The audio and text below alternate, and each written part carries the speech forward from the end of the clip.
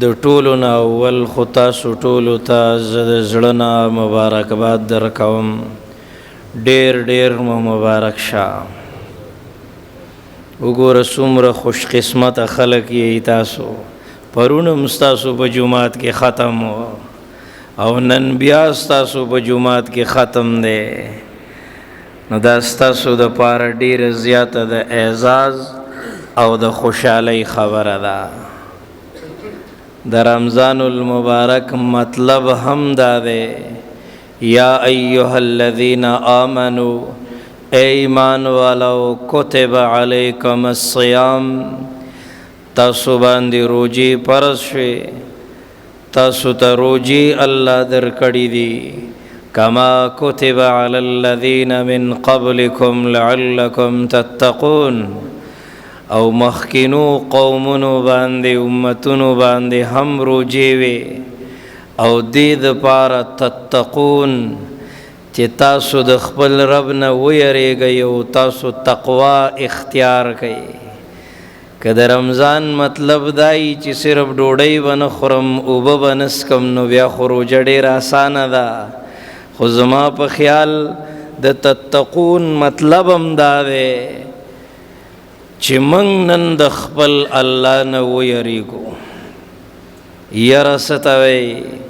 ای سبا بله ورځ اچانک فیصله د مرګ دی او قرآن ډېر په عجیبه شدت سره هغه مرګ بیانوي. فلولا اذا بلغت الحلقوم وانتم حينئذ تنظرون كلا اذا بلغت التراقي وقيل من راق وظن أنه الفراق والتفت الساق بالساق إلى ربك يومئذ المساق. تا چې بل باندې د خورو ډیرې جوړ کا دغه شانتې به پتا هم واوړي خورې، اوازونه چې د بل د مرګي اورې دغه شان به ته د خپل مرګي هم واورې. عجیبه رحمانه زړه دې د کتو دی چې مرګی په دنیا شته او ته لا خاندې، او یو زنده چې د مرده په قبر تیر شي دومره بسته نصیحت په دې دنیا، او په مزار مې داسې چپ ولې تیریږي تورې خاورې خو آواز کولی نشي. ای دا خاموش قبرونه، دا قبرستان چې تاسو داسې تیریږئ که نه، لږ غوږ ونیسئ، لږ سترګې پټې کئ، لږ محسوس کئ که نه. دا خاموش قبرونه موږ ته څه ویل غواړي؟ تاسو ته پته ده څه ویل غواړي؟ په مزار مې داسې چپ ولې تیریږې تورې خاورې خو آواز کولی نشي، تورې خاورې خو آواز کولی نشي.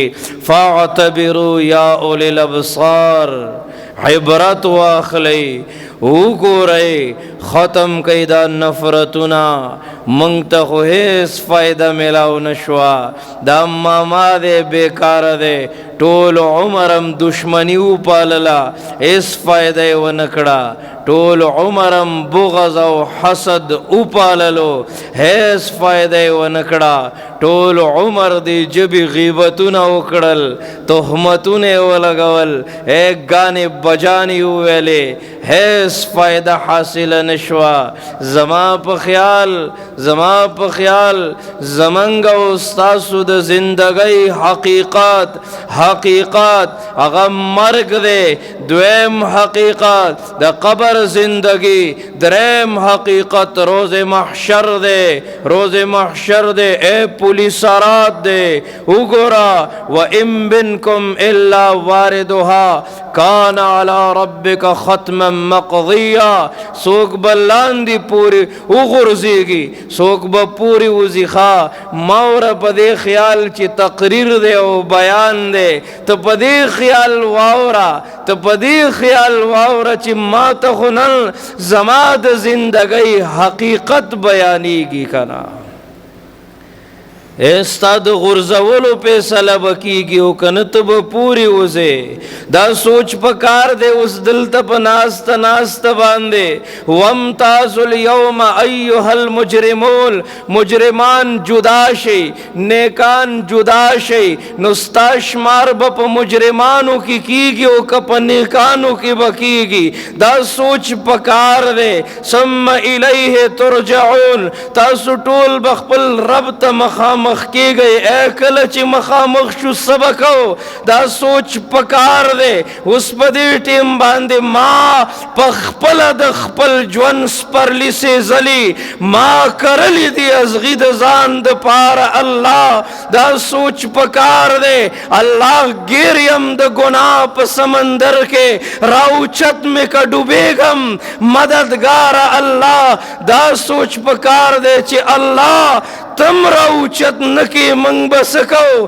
اللہ چی تم خپ کڑے نو منگ بسکو اللہ چی دی سترگو ستا مخالفت کڑے دے و بد نظری کڑے دا نو منگ بسکو اللہ چی ٹول اشپا دا پیس بک بد نظری دا ڈرامو فلمونو بد نظری دا ٹک ٹاکو بد نظری بے حیائی و فحاشی اللہ نو منگ بسکو اللہ چی ستا در میں کلا پریخو بے اسریشم اس پریشان گرزی گما بے یار اللہ اس دتا سر مروغ تزڑکی گی اللہ راپ خلاشا بے لطایم بے قرار اللہ زپویگم چی دخپل جوند کتاب پانو کچی گورم نیکی نشتا ٹول اعمال می دی بیکار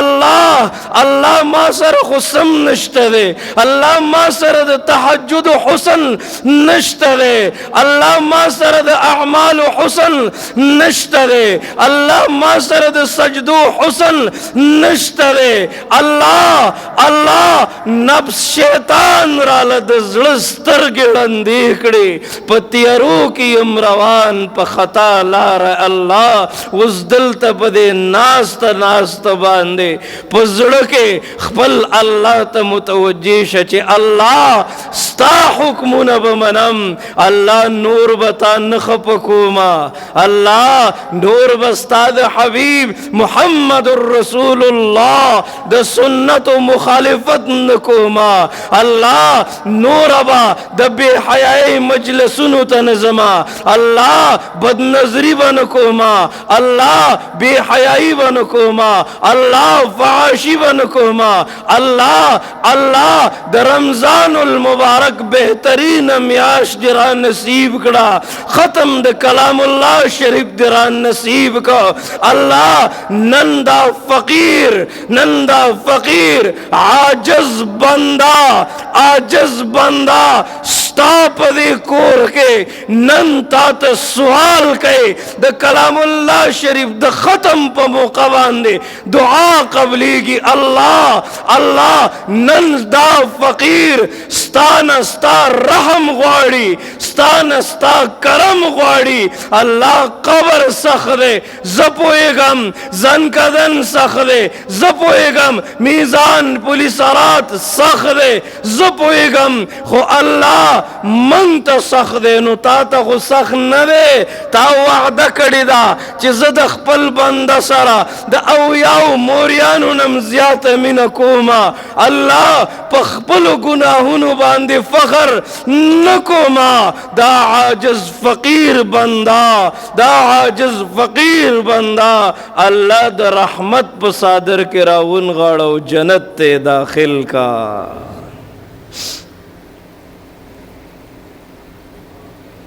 رمضان المبارک د مسلمان د پاره د عبادت میاشوا او تاسو لږ غوږونی سیدا زمنګ سحال له جمعات کې پتراو باندې جګړه پتراو کې جګړه دا تا تراوی وکړې او تا و نکړې تا دروازه بند کړو تا کولا وکړو یو بل پسې تمانچې رو باسه ډزه مړ کا خبره ختم کاش چې دا غیرت تا په ختم نبوت استعمال کړي وي غافل مسلمانا کاش چې دا غیرت تا د دین او اسلام په دفاع کې استعمال کړی وې.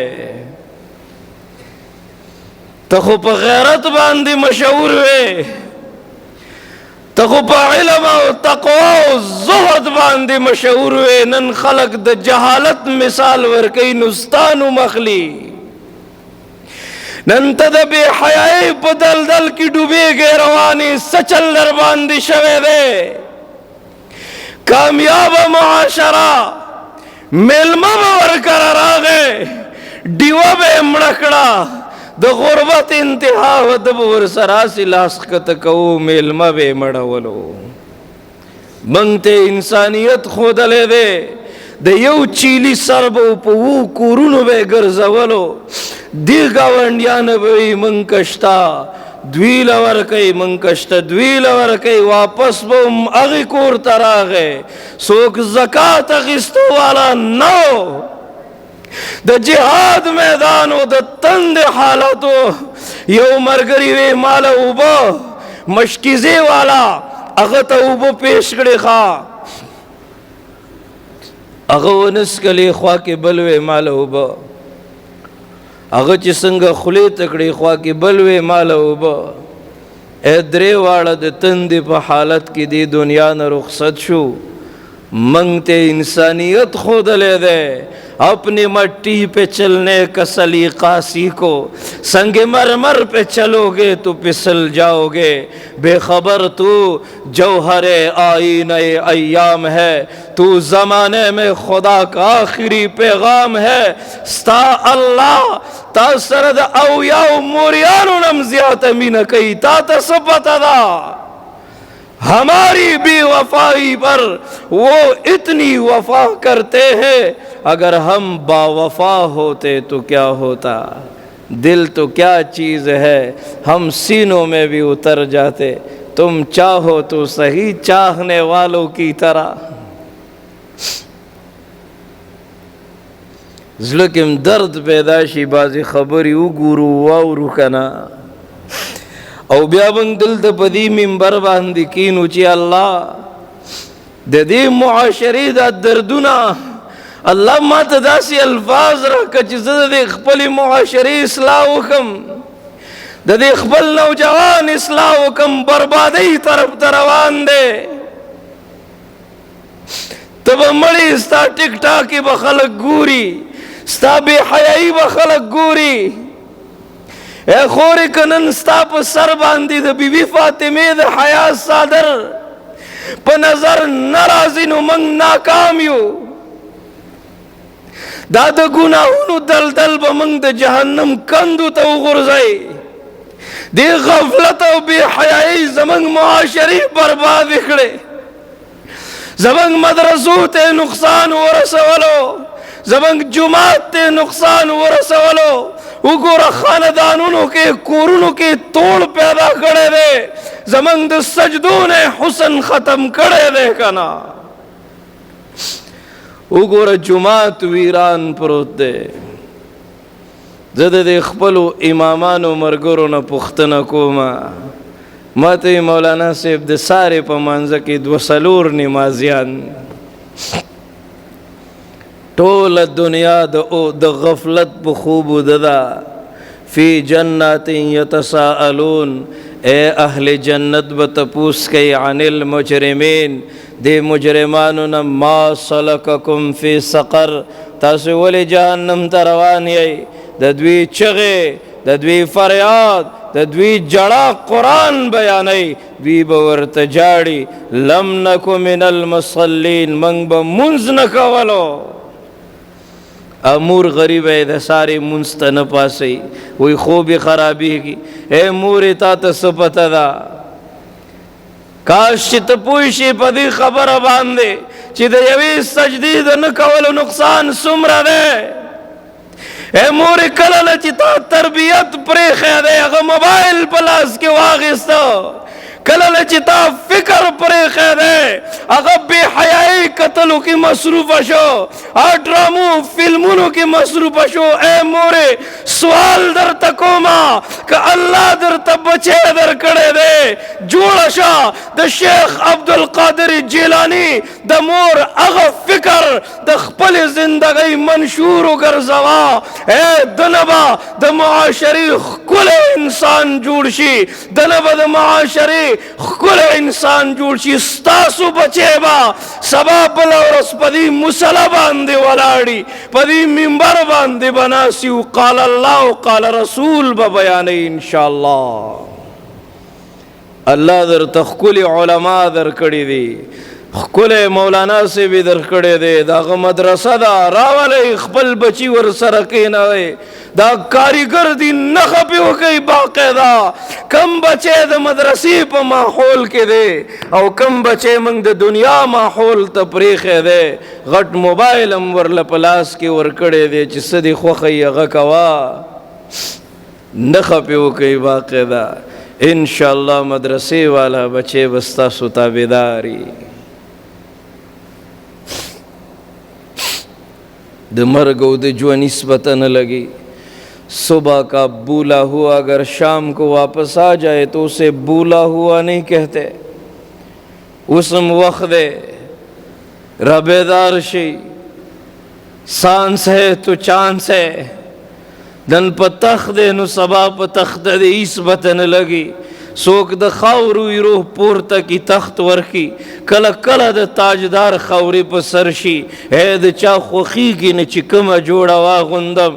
څوک په کفن پسې حیرانه په تختو پراته دي، داسې نظر واچوئ په دې معاشره کې، داسې به څوک هغوی ته به ضرورتي، ستاسو مدرسې ته به ضرورتي، ستاسو جماعت ته به ضرورتي. اے په دې ګاونډ کې به چېرته کونډه ابوي، د هغې به یتیمان بچی کنا اغوی ته به ضرورتي. که مشرانو سره دا احساس نشته دی، د عهدیدارو سره احساس نشته دی، که د هغه مالدار خلکو سره احساس نشته چې الله ورله مال ورکړی، دولت یې ورکړی، خو په بې حیایۍ باندې او په فحاشۍ باندې لوټ کوي که نه. ما وې تا نن هم د روپو ګېډی په لاس کې نیولی دی او په بې حیایۍ باندې روپۍ شیندې لګیای که نه.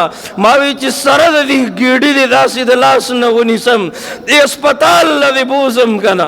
راشه وګوره د ګردو مریضان دي په ډایلیسس باندې، د مرګ او زندګۍ په کشمکش کې دي، د کینسر بیماران دي، تکلیف کې مبتلا دي. را بیدار شه، اوښ کې وچول زده کا، د بل په دک درد کې شریکېدل زده کا، د بل اوښ کې وچول زده کا. الله به خوشحاله شي، الله به ستا تیر شوی موجوده ټول گناهونه معاف کی. الله به د خواصو په لیست کې شمار کی، الله به د خواصو په لیست کې شمار کی. کله نه چې موږ نه د یو بل د دردونو احساس ختم شوی دی، کله نه چې موږ نه د یو بل د دردونو احساس ختم شوی، نو بغض انتها ته رسېدلی. کله چې بغض او حسد انتها ته رسېدلی، زموږ د جماعت نه، زموږ د کلي علاقې نه، زمونږ د کور نه، زمونږ د رشته دارۍ نه، زمونږ د دوستۍ نه خوند او حسن ختم شوی دی. مړه دا زمونږ څه حال دی؟ یو کور کې مړی شوی دی، بل په ډول کور ایښي دي، هغه ورته وایي مه کوه ما ته تکلیف دی. دی ورته وایي زه څه وکړم؟ نو ستا دپاره خو زه خپله خوشحالي نشم بربادولی که نه. که دا معاشرهی موږ ناکام یو.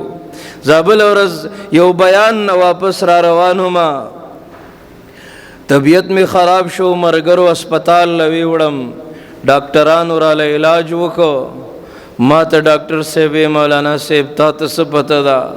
تاسو خو ټول عمر په جوماتونو کې تیر کا، تاسو ته څه پته ده؟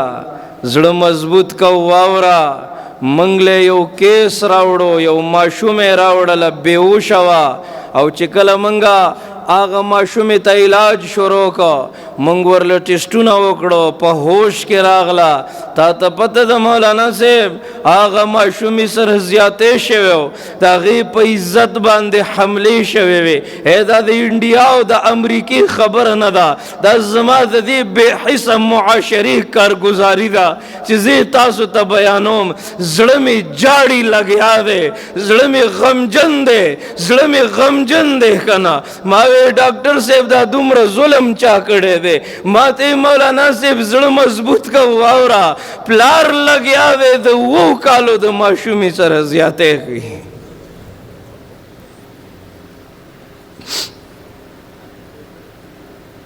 څه چل را باندې شوی دی پته نه لګي.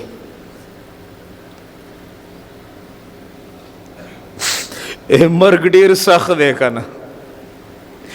چا لیدلی نه دی نو پته نه لګي، خو چې کله ملک الموت مخامخ شي که نه بیا به پته لګي. کله چې مړ شي او په قبر د خزې ولګي، دا د دنیا مزې به تاته بې مزې ولګي، خوله به دې بند شي ورته سختې به قیزې ولګي. مه راخله په خپل مسلمان رور پسې د وړې خبرې د خاطره تمانچه مه راخله. مه کوه مه کوه، د دې جواب به ډېر په سختۍ میلاویږي. مه کوه د دې غیبت جواب به ډېر په سختۍ میلاویږي. مکوه دومره بد نظری، جواب به ډېر په سختۍ میلاویږي. د بل مسلمان زړه مه ازاروه، د دې جواب به ډېر په سختۍ میلاویږي. اے محمد رسول الله سرور کائنات خاتم المرسلین امام الانبیاء، موږ دپاره ډېرې جړاګانې کړي دي که نه؟ ته څه خبرې؟ عبدالله ابن عمر وی محمد رسول الله سره په لار باندې روان، د قجرو په یو باغ باندې تیریدلو، په ځمکه باندې دی سیلۍ د دې ونو نه قجورې راغورځولې وې. وی رحمتا للعالمین پیغمبر هغه د ځمکې پرېوتې قجورې راواخیستلې. وی چې څنګه داسې خوړلې، وی ماته ست کړې چې ته مو خوره. ما وی چې یا رسول الله زه خو موړ یم، زه خو وږی نه یم، زه نه خورم. وی سترګو مبارکو کې اوښکې راغللې او ما ته وی عبدالله 4 ورځې وشوې څه مې خوړلې نه دي. بوره به وی بیبي عایشه رضی الله تعالی عنها، وی محمد رسول الله سردار دو جهان په خپله بستره کې د شپې اوړېدو راوړېدو لکه د چا چې په دې خېټه کې شدید دردي او ډېر تکلیف ورته او داسې اوړي راوړي. وی ما کتل چې سردار دو جهان د کټ په دې بازو پسې دا خېټه داسې کلکه کړې وه. وی ما پې اواز وکړو یا رسول الله تاسو ته تکلیف دی؟ وی چې زما اواز یې واورېدو نیغ کېناستلو، سترګو کې اوښکې وې. ما ته وی عایشې د لوږې د لاسه خوب نه راسي، لږ ټیم میلاو شي د خپل پیغمبر زندگی مطالعه کړئ. حقیقت کی خبر دینے بشیر آیا نذیر آیا، شہنشاہی نے جس کے پیر چومے وہ فقیر آیا. کله چې د فانی دنیا نه رخصت کېدو موره به یې فرمایي وایي موږ کره ډیوه کې تیل نه و چې ډیوه م پې بله کړی وی. وایي ګاونډیانو نه م تیل قرض راواخیستل نو ډیوه م پې بله کړله. هغه کله آرام غوښتلی دی، هغه کله د سکون زندگی غوښتلی ده، هغه کله د پراختیا رزق غوښتلی دی. موږ دپاره یې جړلي دي چې الله دوی به نه رسوا کوي، الله د دوی شکل به نه بدلی، الله دوی نه به خنزیر نه جوړی، الله دوی نه به شادو نه جوړی. الله زه په دوی ډېر زیات خفه کېږم.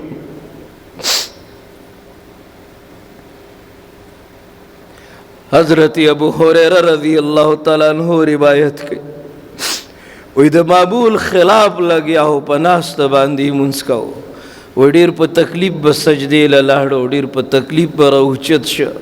وی زه ورنږدې شوم ډېر په ادب مې پوښتنه وکړه یا رسول الله تاسو ته تکلیف دی وی سترګو مبارکو کې اوښکې راغلې ما ته وی ابو هریره 3 ورځې وشوې څه مې خوړلي نه دي د ډېرې لوږې د لاسه مې د خېټه کې درد کېږي د ولاړې طاقت نه لرم ځکه به ناسته باندې لمونځ کومه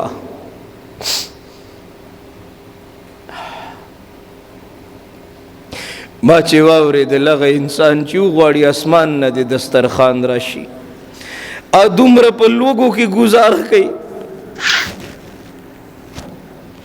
دومره په لوږو کې گزاره کوي وی زه په جړه شوم وی لاسونه یې رانه چاپېر کړل وی سینې مبارکې پسې را جوخ کړم ما ته تسلي راکوله ابو هریره مه خفه کېږه څوک چې د الله د دین د خاطره لوږه برداشت کړي الله ورسره په حساب کتاب کې نرمي کوي سختی ورسره نه کوي ښه رزق ملاویږي الحمدلله ښه په ښکلو ښکلو کورونو کې اوسېږو ښه په لاسو خپو روغ بیا هم بل ته تکلیف دی بیا هم ګاونډي مانه تنګ دی بیا هم سترګې بغاوت کوي بیا هم لاسونه بل ته تکلیف رسوي بیا هم خپې داسې داسې مجلسونو ته روانې دي چې الله خفه کېږي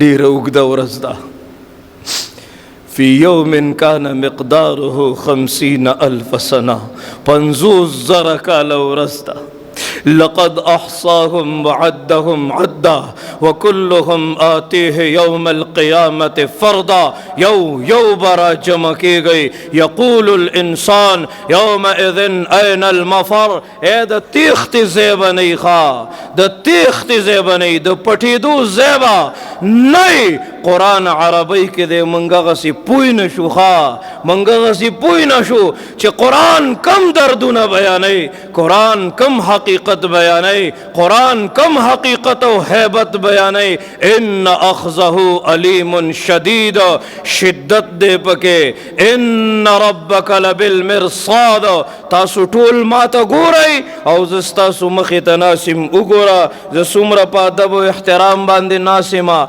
ولې تاسو ټول ماته ګورئ زه ځکه داسې په ادب ناسم نو ماله حیا راځي چې کله انسان تا ته ګوري او ته ګناه نشي کولی نو لږ سوچ وکړه چې بیا الله تا ته ګوري او مانا صرف ګوري نه ده لبالمرصاد صرف ګوري مانا نه ده ګوري خدا سي ګوري کنه لکه ښکاري چې خپل ښکار ته شیشه اخیستی دی او یو سترګې پټه کړې ده او په دې یو سترګه ورته په توجه باندې ګوري الله وایي بنده زه تا ته داسې ګورمه زړونه هم سخت شوي دي نو خبره را باندې اثر نه کوي مولوي صاحب راغلی و ښکلی تقریر یې وکړه په دې غوږ یې وباسه په دې واوره او په دغې وباسه بس خبره ختم نه ختمیږي خبره سختې مرحلې مخې ته را روانې دي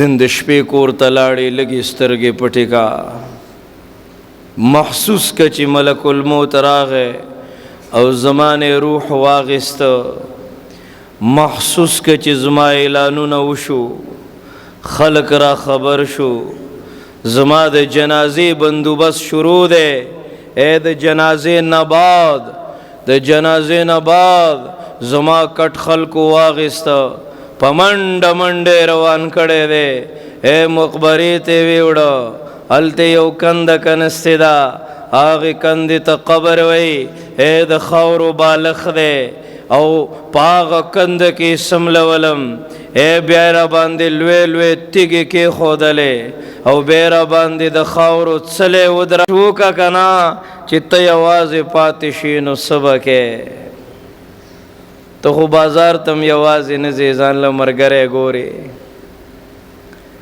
نو په داسې تنګ ځای کې چې د یوازې راګیر کړي او څوک هم در سره نه وي نو څه به کې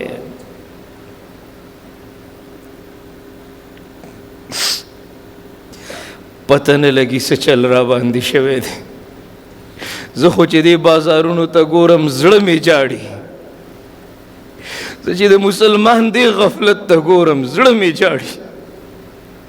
پته د دې هلکانو نوجوانانو دا ویډیوګانې د هلکان رالیږي، وایي په دې بیان وکړه په دې بیان وکړه.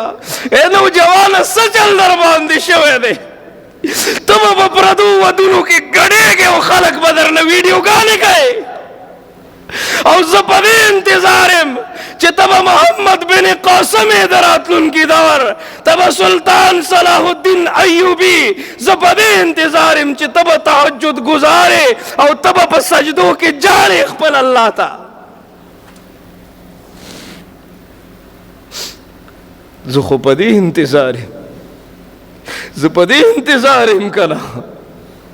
یو زنانه راجا طاهر د یو مسلمان زنانه صادر ته لاس واچو، هغې یو خط ولیکه، وایي نشته داسې مرد مجاهد چې زما د عزت پوښتنه وکړي. حجاج خپل وراره تیار کړو، د 19 کالو نوجوان محمد بن قاسم، او په دې سند باندې راغی. محمد بن قاسم به چغې کړلې، وایي بہن میں آ رہا ہوں. مرګرو به ورته وې موږ خو لا رسېدلي م نه یو، ته چغې وهې. محمد بن قاسم به په ژړا شو، وایي زما د خور د عزت صادر ته خطره ده.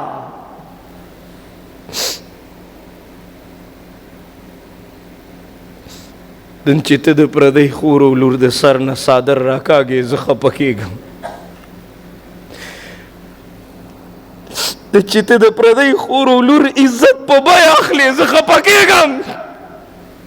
او خورې که نن ستا تصویر د صابون په پیکټ خرڅېږي زه خفه کېږم. نن که ستا تصویر په ساین بورډ باندې لګېدلی دی خلک یې تماشې کوي زه خفه کېږم. نن که ته په ټیک ټاکو باندې په فیسبوک باندې فحاشي خورې او زما د دین او اسلام جرړې ریبې نو زه خفه کېږم.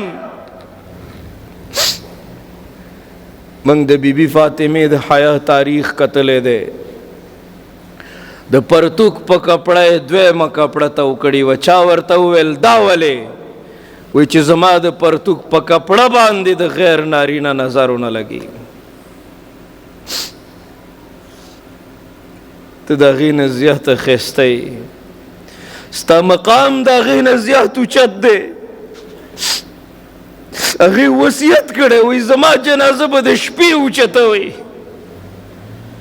د مرګ نه مخکې هغې غسل وکړو، ویې لامبل پاکې جامې واچولې، خپلې خادمې ته یې وویل وایي چې علي راشي که نه ورته ووایه ښه ورته ووایه چې ما غسل هم کړی چې ګوره ماله څوک ګوتې را نه وړي، زما دا اوږم څوک ښکاره نه کړي، او زما جنازه چې اوچتېږي په دې به داسې جنګله ولګوئ چې زما د مړ وجود هم چاته پته ونه لګي. ته ولې نه پوهېږې؟ ته به د سړي غوندې مونځ نه کوې، غوږونو له به ګوتې نه وړې، داسې به کوې، د سړي غونتی رکوع به نه کوې، ته به صفا مروه کې منډې نه وهې، هغسې سجده به د سړي غونتې نه کوې، د هغه غونتې قاعده به نه کوې. ای کفن کې ستا کپړې سیوا دي، ستا د حیا فکر دی. ته چې قبر ته کوزېږې خلک څادرې تاو کړي چې ستا په مړ وجود باندې هم د چا نظر ونه لګي. ای رب کائنات په قبر کې دننه په کفن کې هم ستا سر تور نه مني. زه خو په چغو چغو ستړی شوم. یو ورځ به ستا دا مخ ګونجې منجې شي، ته چې د پردي دوکاندار مخې ته کولاو مخ ناسته یې زه خفه کېږم، به ته تکلیف میلاویږي. ځکه ما د خولا سودا خدیجة الکبرا زندگی کتلې ده، ما د رابعه بصري زندگی کتلې ده.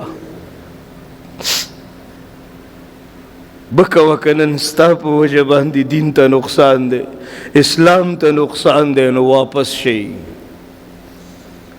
یو ټیک ټاکره جینۍ مړه شوه، اوس دا نور صاحبان راځي او ویډیوګانې کوي،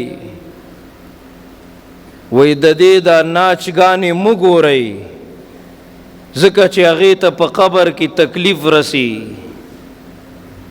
نو چې ته دومره پوهېږې چې په قبر کې به تکلیف وي نو مه کوئ که نه، نور به څومره خپل الله خفه کوئ. نور بسمر محمد رسول الله خپکوي، نور بسمر د دې دین او اسلام مخالفت کوي، د مرګ او د ژوند نسبت نه لګي. زبا په دې منبر ناسم ک ټیم می برابر شو دلته بلان دی راو خورځېږم تاسو برال الله سو خپې مګي الله سچل په وشو.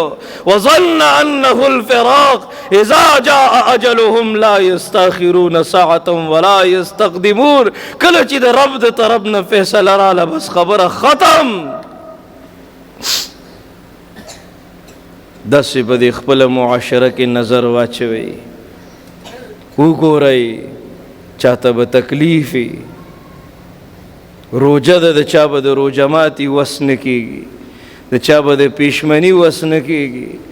داسې خلک به وي چې هغوی به خپلو بچو له د دې اختر دپاره جامې نه اغوستي، پیزار به یې نه اغوستي. ای زه وایم الله دې یو پلارم خپل بچي ته دومره ملامته مه راولي چې دا بچی ورته وایي بابا جانه ماله جامې والا ماله پیزار والا، او دې جیب ته وګوري او جیب ورله اجازت نه ورکوي. دا ډېر سخت وخت دی، د یو بل اوښ کې وچول زده کوي. انشاءالله رب العالمین به د رحم فیصلې رالیکي. حضرت عمر رضی الله تعالی عنہ په لار روان دی، ځنګل کې ابۍ ماشومان را جمع کړي دي، وږي دي نهر دي، هسې دیګی په اور باندې ایښی دی.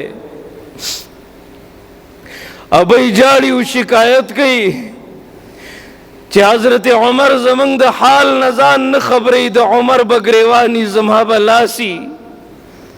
حضرت عمر ورغی ورته په ژړا شوی، ابۍ حضرت عمر ته ستا د دردونو تکلیفونو څه پته ده؟ ابۍ ورته وایي چې هغه ځان نه خبرې او هغه ته پته نشته، بیا مشري څه شي لکوي چې موږ باندې دومره سختې تېرېږي. که نن ته په بنګلو کې ناسې او قسمه قسمه طعامونه درته پراته دي، نو دومره یاد ساته محمد رسول الله سرور کائنات وایي چې ته کامل مسلمان نشي کېدی من جنبه کبدا جائعا، چې ستا په ګاونډ کې ګاونډي نهر وده شه. اپنے لیے جیتے ہو اوروں کے لیے جینا سیکھ، پولوں پہ چلنے والے ذرا کانٹوں پہ چلنا سیکھ. ځان دپاره خو هر سړی پوهېږي که نه. حضرت عمر را منډې کړلې او بوجۍ ډکه کړله د بیت المال نه، او د خوراک څښاک سامان یې پکې واچو. حضرت اسلم صحابي دی، وایي ما ته وایي دا بوجۍ را په شا کا، وایي ما ورته وایي امیر المؤمنین دا بوجۍ به زه ویسم. وایي ما ته داسې په غصه باندې وکتل چې په ورځ د حشر به زما بوج ویسې، زما بوج به ویسې. وایي ما ورته وایي چې نشم وړی، وایي بوجۍ راته په شا کړې ده، روان دی. فاروق اعظم امیر المؤمنین هغوی له اور بل که، هلته دیګی تیار که، هغوی له خوراک تیار کو، ماشومانو ته یې راواچولو.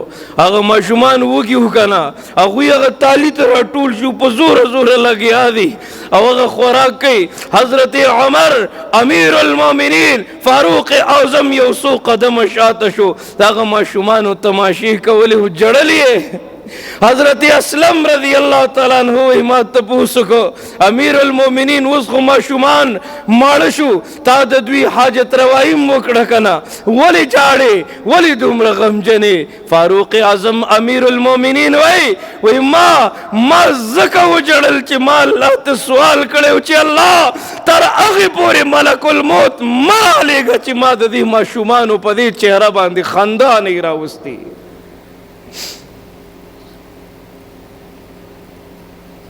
دغی نباد بد رحم فیصلے راسی، دستار کے ہر تار میں تحقیق ہے لازم، ہر صاحب دستار معزز نہیں ہوتا. لٹیروں نے جنگل میں شمع جلائی، مسافر یہ سمجھے کہ منزل وہی ہے. اے تو ادھر ادھر کی نہ بات کر، یہ بتا کہ قافلہ کیوں لٹا. مجھے رہزنوں سے گلا نہیں، تیری راہبری کا سوال ہے.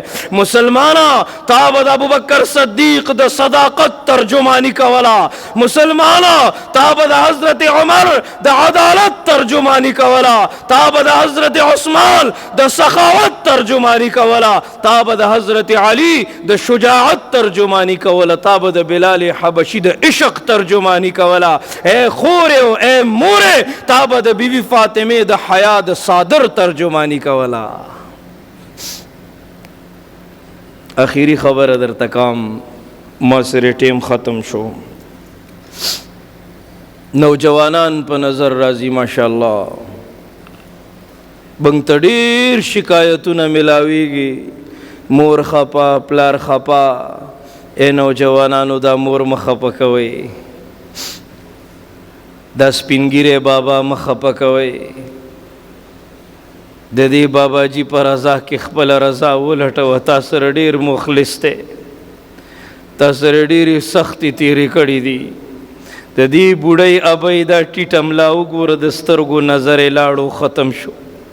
غریبه بیماره ده، شوګر دی، د ګردو بیماری ده، ډایلیسس دی، دا ګولۍ وخوره دا ګولۍ وخوره. د دوی به څومره ژوند پاتې؟ ټول عمر دی دوستانو له ورکړی، ټول عمر دی موبایل له ورکړی دی، بد نظرۍ له دې ورکړی دی. که نه راشه د دې بوډۍ ابۍ د قدمونو لاندې خپل جنت ولټوه. زه چې کله د خپلې معاشرې ترجماني کوم زړه مې جاړي. ماشومانو یو بل سره به جنګونه کول، مور زما مور زما. اوس 5-6 زامني زابل ورځ یو جرګه کې ناسوما، جیداد تقسیم شو، روزگار تقسیم شو. چې کله د مور نمبر راغی و 8 زامن دي، یو بل ته وایي بیبي بتا سره مور بتا سره. ا بیبي غریبه هغه ډډې ته ناسته وه، غمجنه وه، په ژړا وه چې اوس به مې چاته حواله کوي.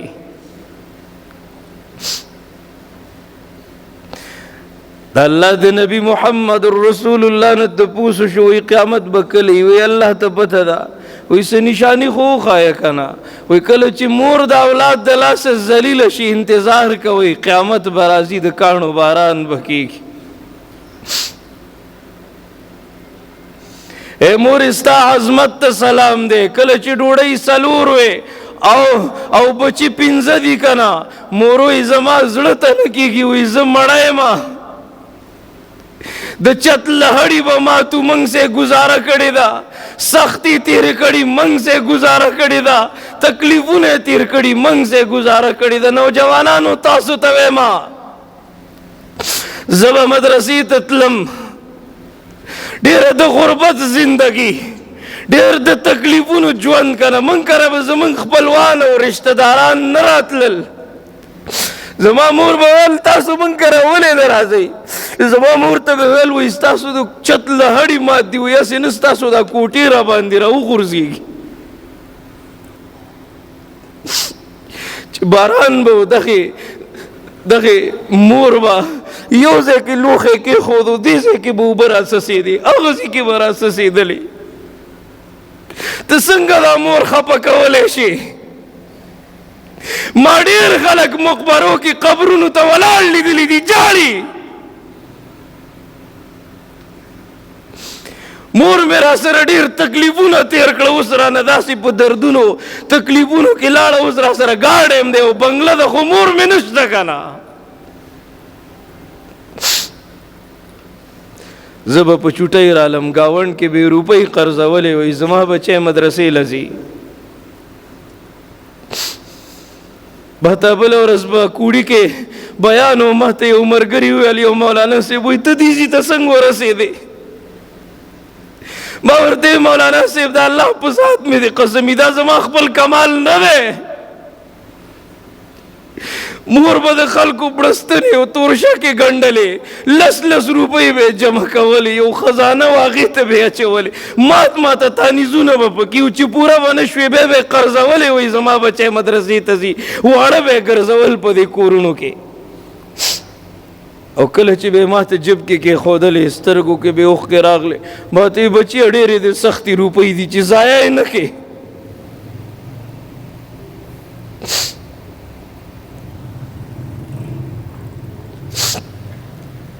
پلار به دیاړۍ له تله، مزدورۍ له به تو، دومره بوټان سولیدلی و چې سوري شوي و. ما بابا دا خو سوري دي. یو ورځ باران ورېدو دیاړۍ لتلو د خپو ته شاپرې واچولې. ما دا بوټان خو سوري دي. ما ته زما پلار دروغ ویلي و. نوجوانانو تاسو ته وایم غټ موبایل دی په لاس کې اخیستی دی، نشئ د ځواني همیشه نه ده. تجھے پہلے بچپن نے برسوں کے لایا، جوانی نے پھر آ کے مجنوں بنایا، بڑھاپے نے پھر آ کے کیا کیا ستایا، اجل تیرا کر دے گی بالکل صفایا، جگہ جی لگانے کی دنیا نہیں ہے، یہ عبرت کی جا ہے تماشا نہیں ہے.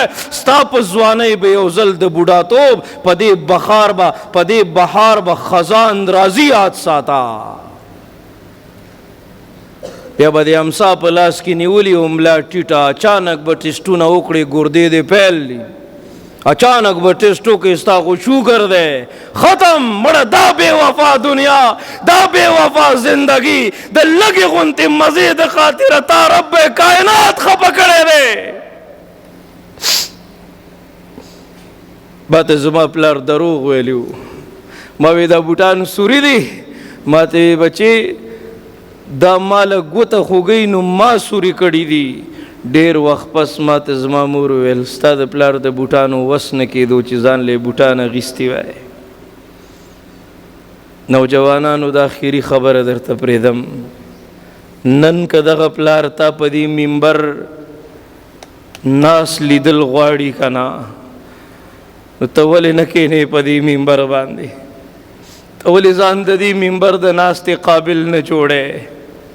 نن که دغه مور په دې فکر کې ده چې زما دا بچی یو ښکلی ډاکټري، یو ښکلی انجینیري، زما دا بچی یو ښکلی لیکچرر پروفیسري، چېرته استاذي، زما دا بچی ښکلی مولانا صاحب، ښکلی مفتی صاحبي، ښکلی قاري صاحبي په دې مسله ولاړي، په دې منبر باندې ناست یو قال الله او قال رسول بیانوي. زما دا بچی د معاشري خدمت وکړي، زما دا بچی د ختم نبوت دفاع وکړي، نو ته ولې د دغې والدینو ارمانونه نه پوره کوې؟ پوره کوو به که نه انشاءالله؟ لاس اوچت کوي، وعده وکوي، پوره کوو به که نه انشاءالله؟ د دې علماو سره به مینه کوو که نه انشاءالله؟ دا کاریګر دی راولی خپل بچی ورسره کېنوئ. غلام غوث هزاروي رحمه الله له یو سړی راته د هغه 20,000 روپۍ تنخواه وه. ما د دې مولانا صاحب نه تپوس وکړو، هلته موږ د روجماتي دعوت کړی و دوی، الله یې د دوی په عمر علم کې برکت واچوي. نو ما وی تاسو خو ډېر ښکلې مدرسه جوړه کړې ده ماشاءالله. نو د یو ساعت خاموش و بیا راته ویلې مولانا صاحب دا ځای د کرایي دی، وګوره زمونږ بنګلي وګوره او مدرسه وګوره. شریک شئ دوی سره، ستاسو بچي به پکې سبقونه وایي. زه خو میلمه سړی یم، په دغه لار رالم او اوس به واپس وځم، خبره ختم. څه چغې، څه دردونه، څه احساساتو په دې زړه کې مې راوړي و. تقریر مې درته نه دی کړی، اوس به درنه اجازت وغواړم او ځم به که نه. د دوی خو تاسو سره عمر دی، ستاسو د دوی سره عمر دی. ستاسو بچي به په دې کې سبقونه وایي، ستاسو په نسلونو کې، ستاسو په اولاد کې به الله علما پیدا کړي. نو غلام غوث هزاروي رحمه الله هغه وایي مدرسې ته به یو سړی راتو، د هغه 20,000 روپۍ تنخواه وه، 10,000 روپۍ به یې هره میاشت مدرسه کې جمع کولې. ما ورته وی خیر دی لږې ورکوه. ما ته به مولانا صاحب زما 2 کورونه دي، یو مې آخرت کې دی، یو مې دنیا کې دی. مولانا صاحب 10,000 روپۍ د دنیا په کور باندې خرچه کوم، 10,000 روپۍ د آخرت کور للیږمه. د خپل آخرت فکر دی را سره، تا باندې احسان نکوما.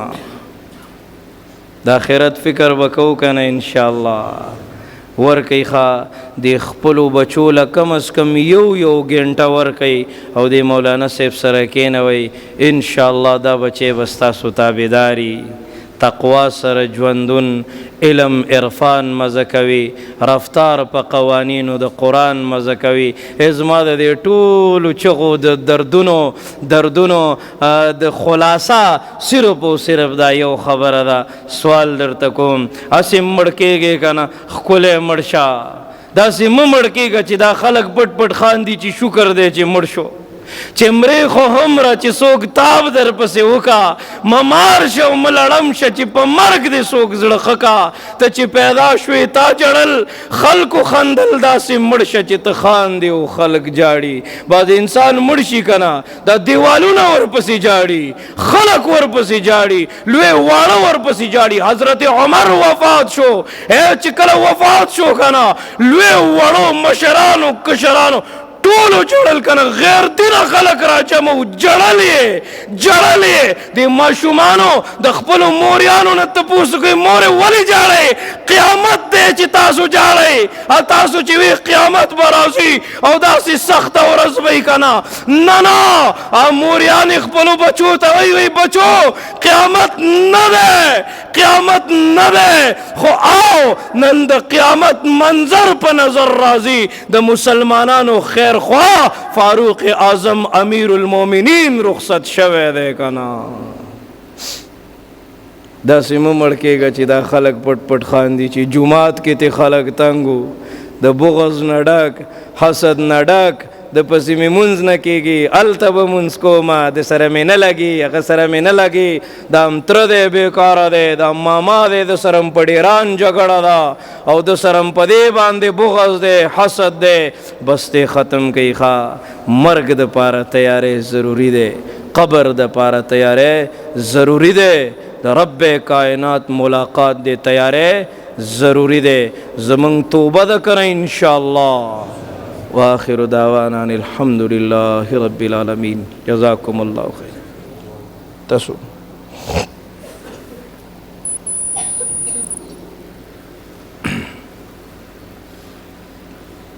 تنگ شوي غونه ستاسو نجي خو ما وانه اورېدو ما په خیال تنگ شوي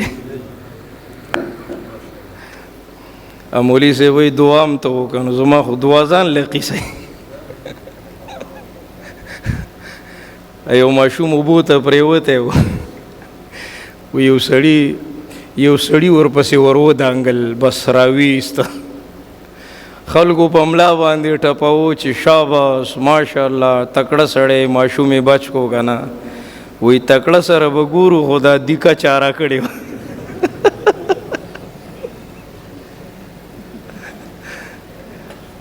زه دوی مشر کړی یم دومره مشر یم نه بغض او حسد دومره انتها ته رسېدلی دی پته بله ورځ یو ملګري وی مولانا صاحب وایي زما ورور په پی ټي آی کې دی او زه په جمعیت کې یم نو وایي زما او د ده په یو صف کې مونځ کېږي او که نه وایي زه چې ودرېږم نو داسې لږه خوا مې وایي مخ کړی دومره حد ته خبره رسېدلې خو دا بغض دی که نه چې په یو دروازه بند که کولاو که باندې مړي کومه خو بغض دی که نه په یو ډیران جګړه خو بغض دی که نه او چې کله بغض ختم شي نو رحماء بینهم دا د صحابو صفت قرآن بیانوي که نه یو بل سره څنګه ژوند تېرولو څومره مینه څومره خلوص څومره محبت دی ختم کوي دې نه سم نه جوړېږي یو سړي ته وویل شو وایي ستا دوه دعاګانې دوه څیزونه دې ګاونډي له وغواړه یو ځان له وغواړه هغه وایي چې ده سره به دوه یو ما سره به یو وي دا یو بیماري ده موږ ته لګېدلې ده ده سره به دوه او ما سره به یو وي هلکه خو ځان له یو ګاډی ده له دوه ځان له یو بنګله ده له دوه نو داسې دعا یې وکړه ما ته وګورئ هغه بغض یې دومره انتها ته رسېدلی او دې بعضې سړي په دې بغض کې سمه پي ایچ ډي کړي داسې دعا یې وکړه الله ما په دې یو سترګه ړوند که او دا ګاونډي مې په دې دواړو ړوند که کوی ته چې مګه پرېوځي او موږ د دې مولوي صاحب نه تپوس کوو مولوي صاحب کوی ته مګه پرېوتې ده څه وکړو دا مولوي صاحب وایي که نه چې کوی پاک کوي اوس زه کوی ته شوم او مګه ترې نه راوباسم نو کوی به پاک شي نه پاکیږي کنه. دا د سجدو حسن چې ختم شوه، دا مونځ ته چې مې ډډې نه لګي، دا د قرآن تلاوت ته چې مې ډډې نه لګي کنه، د دې وجه صرف او صرف بغض دی. بغض پوهېږې په خبره؟ او نشته داسې یو ډاکټر چې ما ته ووایي چې ته د بغض په بیمارۍ کې اخته یې، ته د حسد په بیمارۍ کې اخته یې. ای په رمضان کې د څلورو کسانو شفاعت نه کېږي چې شراب څکي، توبه نه وباسي، د مور او پلار نافرمان دی، چې رشتې قطع کوي، او اخیری کم یو دی چې کینه بغض ساتي. بغض ساتي د بل پاکې جامې، د بل گاډې، د بل یو 2 روپۍ نشي برداشت کولی کنه. محمد رسول الله فرمای الحسد یاکل الحسنات، دا حسد ستاسو نیکی خوري ښه. او څنګه خوري خبرې؟ کما تاکل النار الحطب، لکه څنګه چې اور لرګی سوځي او ویره شي ختم شي، داسې زمونږ نیکی ختموي. بغض نه به ځان ساتو کنه انشاءالله. مړه نن خو د زړه نه توبه وباسئ چې نه به کومه. ګاونډي خفه دی، ملاوېږم به ورسره، پلار خفه دی، رضا کوم به، مور خفه ده، د اختر نه مخکې به زه زړه کاته ټوله پاکومه، او نوې ښکلې ښایسته مزېداره زندګي به تېروم به کنه انشاءالله. الله د دې حاضر جمع په جولو کې خیر واچي. الله د دې مولانا سے محترم په عمر کې علم کې خیر برکت واچي. الله د دې مدرسې چې څه ضرورت دي د غیب د خزانو نه ورله پوره کا. الله د دې حاضر جمع په جولو کې خیر واچو. ډیر په مینه محبت سره زمون خبره واوریدله. الله د دوی په اولاد کې علما با عمل پیدا ک. الله د دوی تیر شوی ټول ګناهونه معاف کا. الله د دوی نه رضا شي او داسې رضا شي چې بیا ناراضه مشي. الله دا جمعات هم دغه رنګ په قال الله او قال رسول باندې آباد لرا. الله د دوی زنانه با حیا او با پرده کا. الله زمنګ د عزتونو محافظ شه. الله زمنګ د عزتونو حفاظت وکا. الله د دې فتنو په دور کې من د دې بے حیاینا، د دې فحاشینا په خپل حفظ و امان کې وساته. الله که د عالم کفر سازش داده چې د ټیک ټاکو په ذریعہ، د ډرامو فلمونو په ذریعہ باندې زمنګ نسلونه بربادول غواړي، زمنګ د دغه خور او لور د سرنا د حیا برقه او صادر کوزول غواړي. الله دوی ته هدایت نصیب کا. الله دوی نه زمنګ د عزت حفاظت وکا. الله زمنګ د ننګ او غیرت حفاظت وکا. الله زمنګ د وخت جان مال تن من دن حفاظت وکا. الله پیدا کا د دې غفلت په دور کې بل محمد بن قاسم دی معاشره ته ضرورت دے. اللہ پیدا کا بل نور الدین زنگی د ختم نبوت دفاع ته ضرورت دے. اللہ منگ ټول د خپل دین د خدمتونو د پاره قبول کا. زمنګ د راتلل د دې کلی علاقې د پاره د لوی خیر سبب او ذریعہ وګرځوا. الله منگ نارضا شي او داسې رضا شي چې بیا ناراضه مشي، او داسې رضا شي چې بیا ناراضه مشي. د چا کورونو کې مریضان دي، اسپیټالونو کې دي، یا الله شفا کامله عاجله نصیب کې. الله څومره مسلمانان دی فانی دنیا نه رخصت شوي دي، الله مغفرت نصیب کې. په وخت ځن کدنم په جبه دا کلمه جاری کړه چې لا اله الا الله محمد رسول الله برحمتك یا ارحم الراحمین.